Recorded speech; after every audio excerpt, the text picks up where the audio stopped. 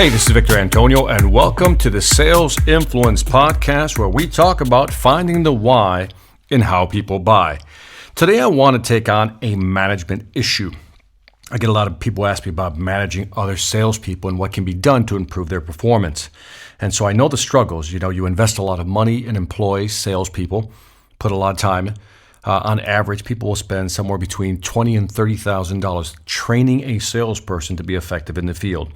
When you take in their salary, overhead, and everything else, travel, the actual training sessions, yes, it is $20,000 to $30,000. So it's a lot of money. So when you invest money in a person, you really want them to work out. So one of the biggest problems we have as managers is trying to keep people, one, in the game, two, keep them at a certain level of performance where they're actually bringing in revenue for the company.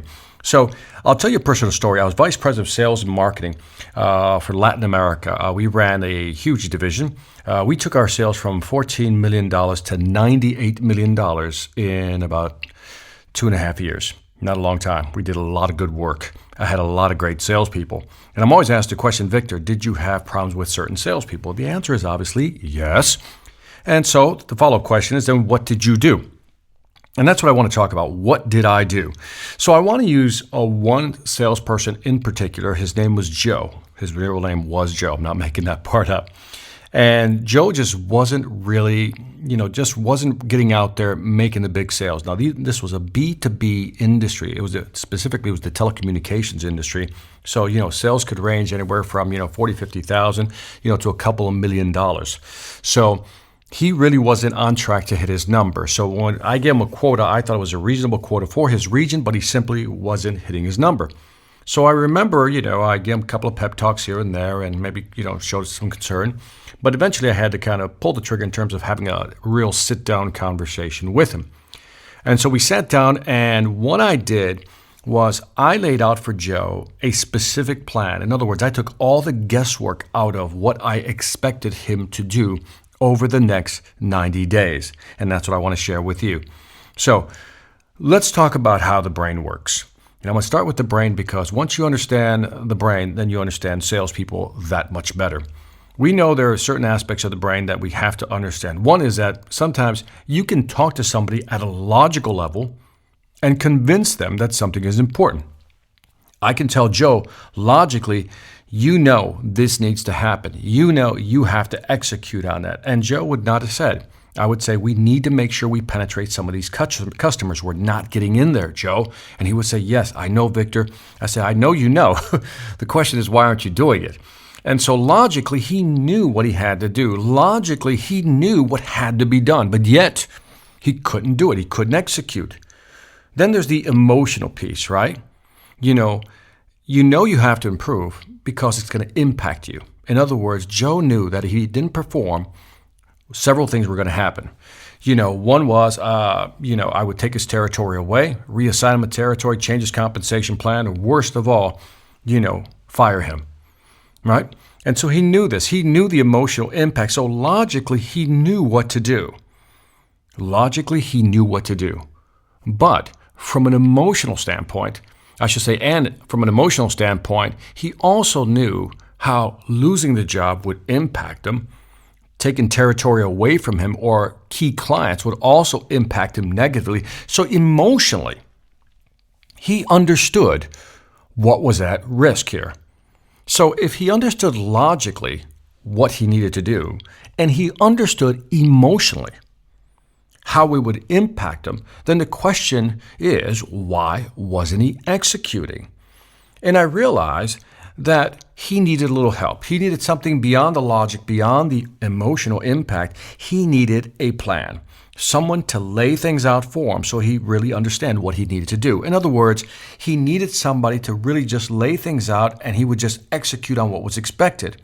Now, so what I did with Joe is I set out a matrix, and it's hard to do over via voice here, but I'm going to give you a visual. We had a sales process. It was a 7-step sales process, right? Introduce yourself to the customer, make the first, contact via phone or, show up to the facility. Second, you wanted to make sure you got the people in the same room, the key people in the room to actually do the presentation. From that, we wanted to do a demo.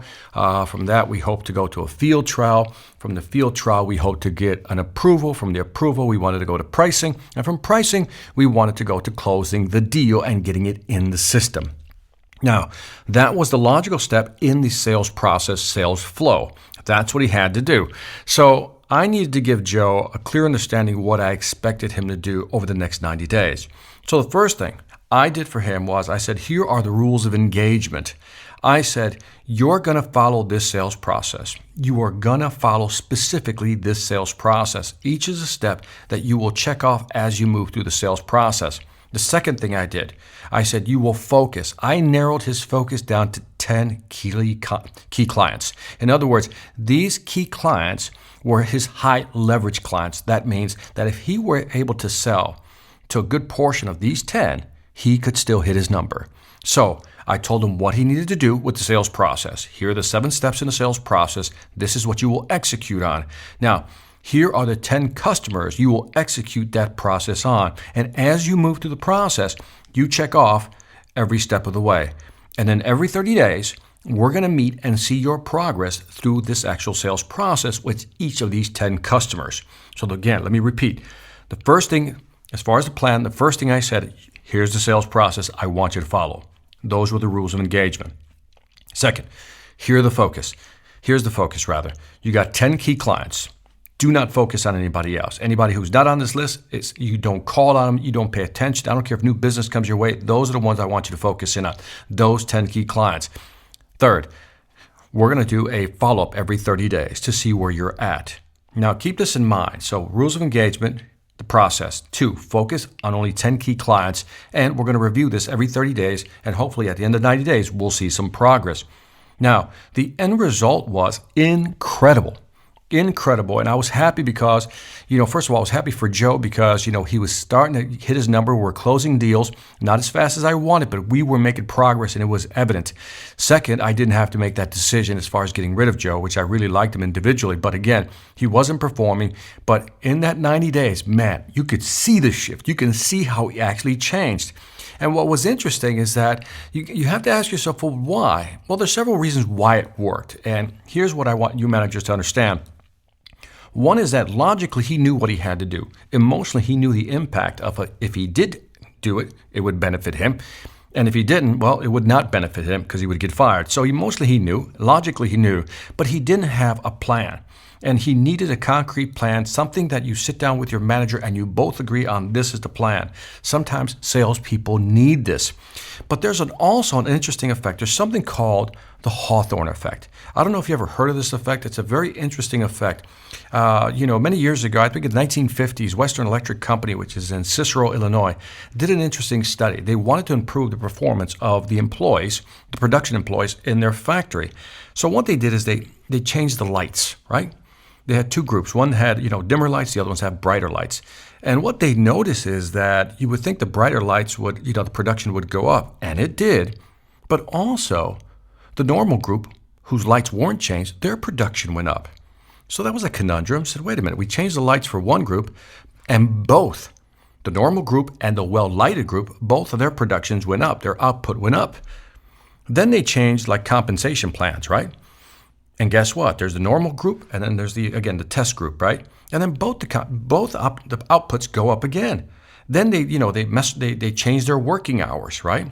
How many hours are going to work? How many days off?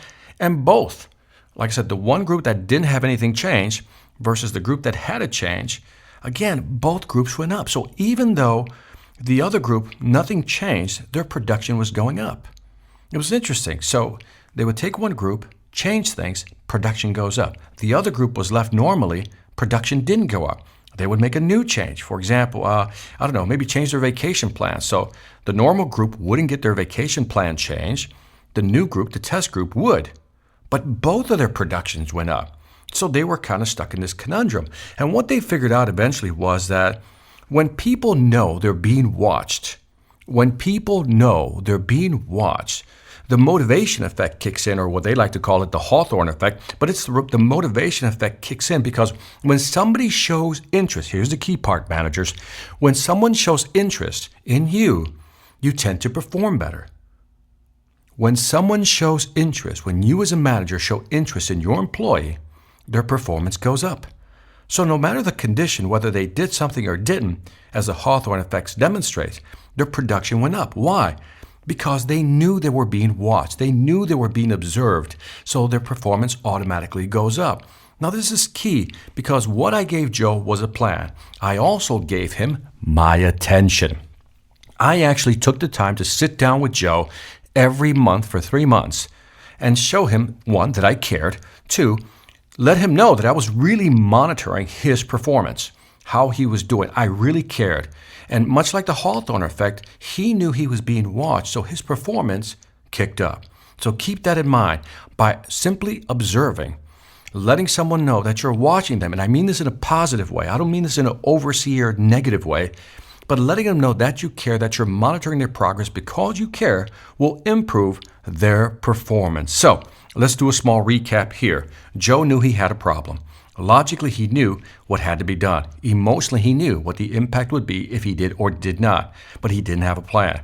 So by sitting down with the manager, we gave him the rules of engagement. Here's the sales process. We also focused his, perspective in terms of number of clients he had. So he had to go after so many prospects, only 10.